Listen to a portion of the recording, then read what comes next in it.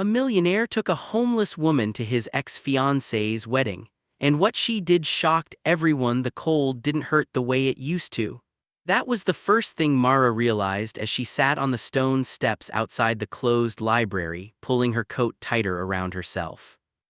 At some point the pain dulled, hunger stopped screaming and settled into a quiet ache. Shame softened into something heavier, resignation. The world learned how to look through you, and eventually you learned how to disappear right back. Mara had become very good at disappearing. She kept her hair braided tight so it wouldn't tangle in the wind. She washed her face every morning in public restrooms, even when her hands shook from the cold. She never begged, never reached out unless someone spoke first. Dignity, she'd learned, was the last thing people tried to take from you. The city moved around her without slowing, heels clicking, engines humming, laughter spilling out of warm places she no longer entered. It was late afternoon, that hour where the sky turned pale and everything felt temporary. That's when the car stopped. It was expensive, not flashy, worse, quiet luxury, black polished, the kind of vehicle that didn't need to announce itself. Mara didn't look up right away. She had rules: eye contact invited pity or danger. The passenger door opened anyway. "You don't look like you belong out here." The voice wasn't cruel, that almost made her flinch. She lifted her head slowly. The man standing there was tall, impeccably dressed, his coat tailored perfectly, shoes spotless despite the slush on the sidewalk. He looked like someone who lived in rooms with high ceilings and never worried about whether heat would come back on, and yet his eyes weren't sharp with judgment. They were tired. "I do," Mara said calmly. "I've been here all afternoon." He studied her like he was reassessing something he thought he understood. "That's not what I meant," he said. "You don't look broken." There it was, the thing people always said without realizing what it implied. She almost laughed. "You should see me on worse days," she replied. "This is one of the good ones." Something flickered across his face, surprise maybe, or discomfort. "My name is Adrian Hale," he said after a beat. "I'm not here to cause trouble." "Then you probably shouldn't stop strangers on the street," she said. That earned a small, reluctant smile. "Fair point." He glanced toward the library steps, then back at her. "Are you hungry?" She hesitated. Honesty had consequences, always had. "Yes," she said anyway, "but I'm not interested in charity." "Good," he replied. "Neither am I." That made her pause. He gestured toward the car. "I'm on my way to a meeting. There's a cafe on the corner. Sit with me, eat. If you don't like the conversation, you can leave." "And if I do?" she asked. "Then you'll still be free to leave." She considered him carefully now, not the suit, not the money, the way he stood, hands loose at his sides, posture controlled but not aggressive. A man used to power but not abusing it. "5 minutes," she said. The cafe was warm, too warm. Mara's fingers tingled painfully as sensation returned. Adrian ordered without asking what she wanted, but not arrogantly, efficiently. Soup, bread, tea. She ate slowly, forcing herself not to rush. He didn't speak while she did. That mattered. After a few minutes he leaned back slightly. "I'm going to say something strange," he said. "And you're allowed to walk out." "Good," she said. "I've already had a strange day. I need a date." She blinked. "I'm sorry." "To a wedding," he clarified. "This weekend." She stared at him, then laughed short, incredulous. "You picked the wrong woman." "No," he said evenly. "I picked the exact one." Her amusement faded. "This is a joke. I wish it were." He folded his hands together. "My ex-fiancée is getting married to someone she met 3 months after we split." Mara waited. She'd learned when to let people talk. "It's complicated," he continued, "but I will be expected to attend. Alone, I become a topic of conversation. With the wrong woman, I become a scandal. I need someone neutral." She raised an eyebrow. "And you looked at me and thought neutral?" "I looked at you and thought," he corrected, "you wouldn't play a role that isn't yours." That made her chest tighten, annoyingly so. "You don't know me," she said. "No," he agreed. "But you didn't ask for anything when I stopped. You didn't flatter me. And you didn't pretend to be grateful for a bowl of soup."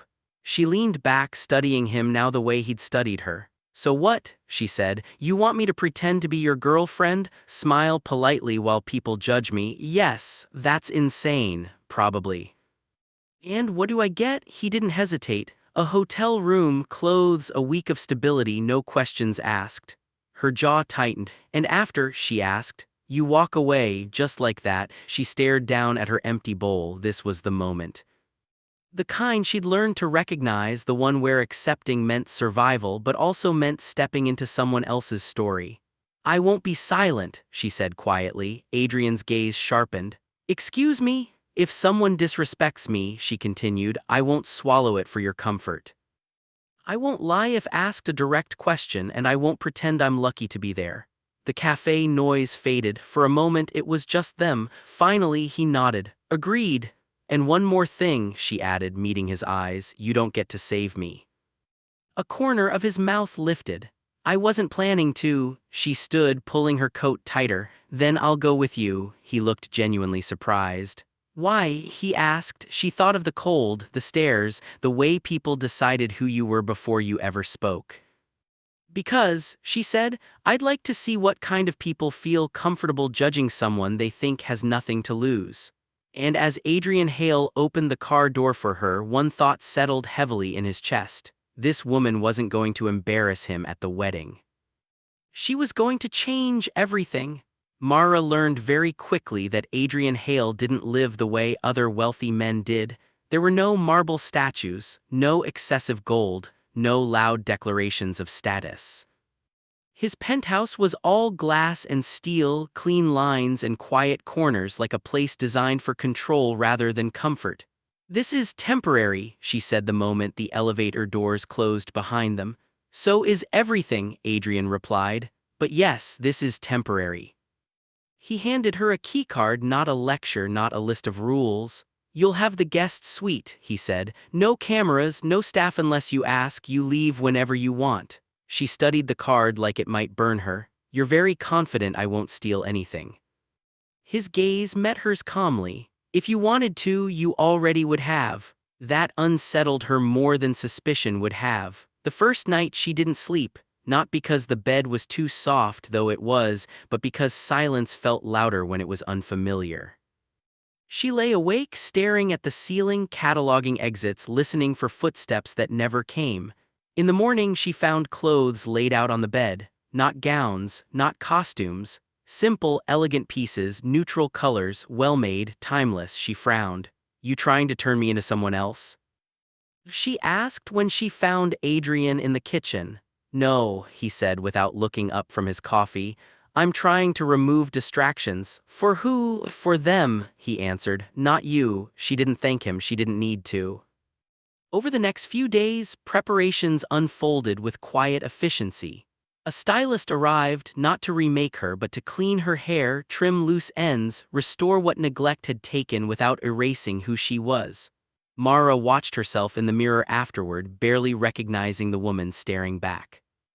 Not because she looked rich, because she looked rested. Adrian noticed too, but he didn't comment. Instead, he asked questions, not about her past in ways that felt invasive, but about how she thought, what she noticed when she walked into a room, what kind of people made her uneasy. You read spaces well, he observed one evening. You have to, she replied. When you're invisible, you learn how power moves. That made him go quiet. At dinner, always simple, always shared, he explained the wedding. Verena likes spectacle, he said. Her family values appearances. You'll be expected to smile, nod, and exist without being inconvenient. Mara took a sip of wine. That sounds exhausting. It is. Why does it matter so much to you? She asked. Adrian's jaw tightened. Because she wants me small. That answer stayed with her. She started noticing things, how he gave instructions once and never repeated them. How he flinched, not visibly but internally, when his phone lit up with certain names. How wealth hadn't softened him, only sharpened him into someone who'd learned how to armor himself against disappointment. And how, despite everything, he never spoke down to her, not once. On the fourth night, as they reviewed seating arrangements and schedules, she asked casually, "What do you think they'll say about me?" He didn't hesitate. "They'll assume I found you to prove something." And are they wrong? He looked at her then really looked. I thought I was bringing a shield, he admitted. I'm starting to think I invited a mirror. She smiled faintly. Careful, mirrors make people uncomfortable. He leaned back. That might be exactly what I need. The morning of the wedding arrived too soon. Mara stood in front of the full-length mirror dressed in a deep blue gown that didn't scream wealth but commanded presence. She looked composed, grounded, not owned, not borrowed. Adrian paused in the doorway. For the first time since they met, he looked unsettled. You don't look like someone people will dismiss, he said. Good, she replied. Then they'll have to listen. He hesitated. If at any point you want to leave, I won't, she said, but thank you for offering. As the car pulled away toward the venue, Mara felt something shift, not excitement, not fear. Resolve. She wasn't there to be a prop, she was there to observe. And if the room decided to underestimate her, that would be their mistake. The wedding venue rose out of the countryside like it had something to prove. White stone, tall arched windows, manicured gardens so precise they felt untouchable, valets in tailored suits, guests dressed in effortless luxury. People who wore money like it had always belonged to them. Mara felt the weight of it the moment the car stopped. This wasn't just a wedding, it was a performance. Adrian stepped out first, every inch the composed billionaire the world expected him to be. When he turned and offered his hand, she hesitated for half a second, then took it. The moment her heels touched the gravel, the attention hit. Not loud, not obvious, just eyes, pauses, whispers wrapped in smiles. She felt it the way you feel pressure change before a storm. Inside, the venue was buzzing with polite excitement. Crystal glasses clinked. Laughter rang just a little too loudly. Every interaction was layered with curiosity. Who is she? Didn't he break off the engagement? She's unexpected. Mara didn't lower her chin, she didn't cling to Adrian's arm, she walked beside him. That alone confused people. Verena spotted them almost immediately. The bride was radiant in white, flawless in the way women were taught to be when everything was going their way. Her smile froze just for a fraction of a second when she saw Adrian, then her eyes moved to Mara. The assessment was instant. From Mara's shoes to her posture to the way she stood without shrinking, something unreadable flickered across Verena's face before she recovered. Adrian, she said brightly, gliding toward them. You came. You invited me, he replied evenly. And you brought, her gaze slid to Mara, polite but cool. A guest. Mara met her eyes, didn't smile, didn't flinch. Mara, she said simply, extending her hand.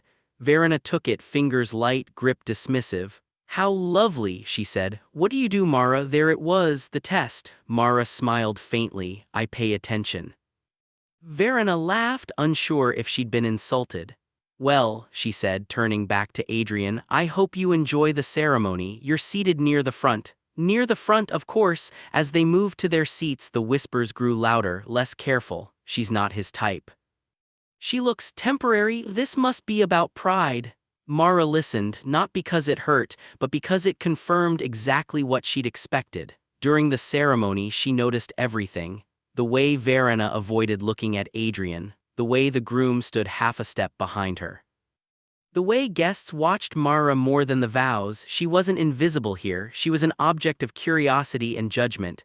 At the reception it got worse. Compliments sharpened into questions, questions into implications. So how did you two meet? One woman asked sweetly. Recently, Mara replied. Oh, that's bold. Another leaned in conspiratorially. You must be very adaptable. Mara tilted her head. I am. Survival teaches you that.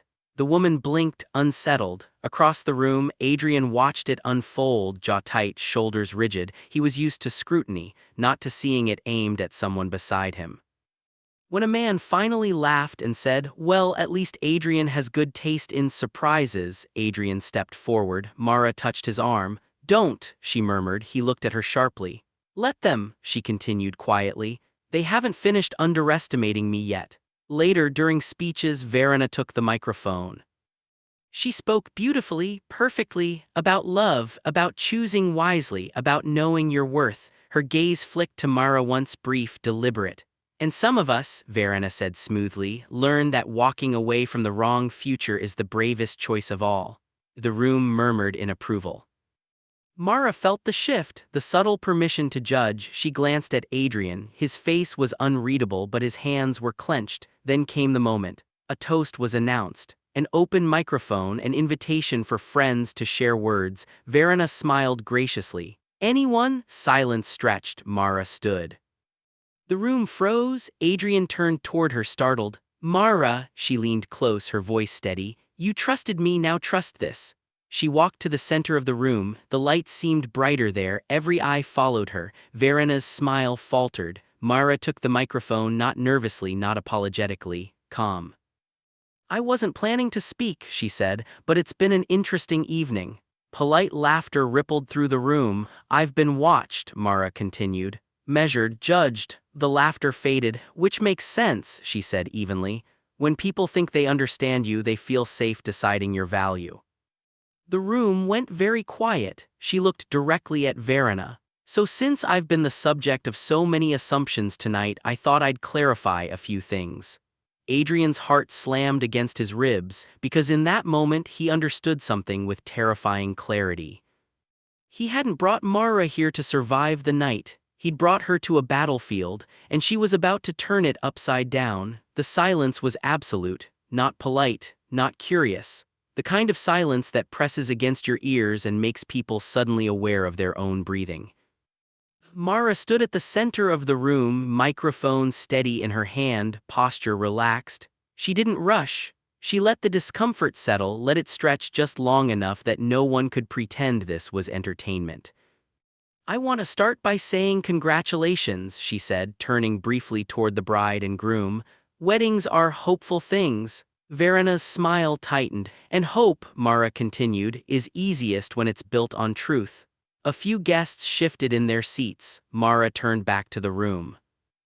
I know what you've been wondering, who I am, why I'm here, what kind of woman Adrian Hale would bring to a wedding like this. Her gaze flicked to Adrian for just a second. Something quiet passed between them, understanding, maybe, or permission. So let me answer the question you've all been asking without saying out loud. She took a breath. 3 months ago I was homeless. A ripple moved through the room like a sudden wind, not gasps, those came later. First came disbelief, then calculation, then something close to embarrassment. Yes, Mara said calmly, as if she just mentioned a former job. I slept in shelters, on benches, in places most of you walk past without noticing. Someone dropped a fork. The sound was sharp in the quiet. Verena's face had gone pale. And before anyone congratulates Adrian for his generosity, Mara added, voice firm but even, let me be clear, he didn't rescue me. Adrian's head snapped up. He offered me a seat at his table, she said, and I chose whether to sit. Her eyes swept the room. I'm not here because I'm grateful, I'm here because I was curious. She paused, curious about the kind of people who believe money makes them kinder, smarter, more deserving of dignity. The discomfort deepened.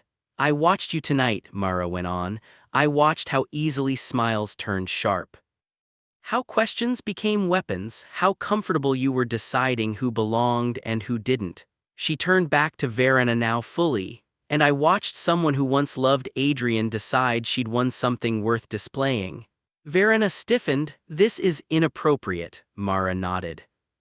That's what people say when the story stops going the way they planned. A murmur ran through the guests. Mara's voice softened, but it carried more weight than before. I lost my home after I reported fraud at a firm I worked for. I refused to sign off on numbers that would have destroyed families who trusted that company. She smiled faintly. Turns out integrity is expensive. Head snapped up, interest sharpened. I spent months being invisible, she continued. And you know what I learned? She gestured gently around the room. The people who look down on you when you have nothing don't suddenly become better when they have everything.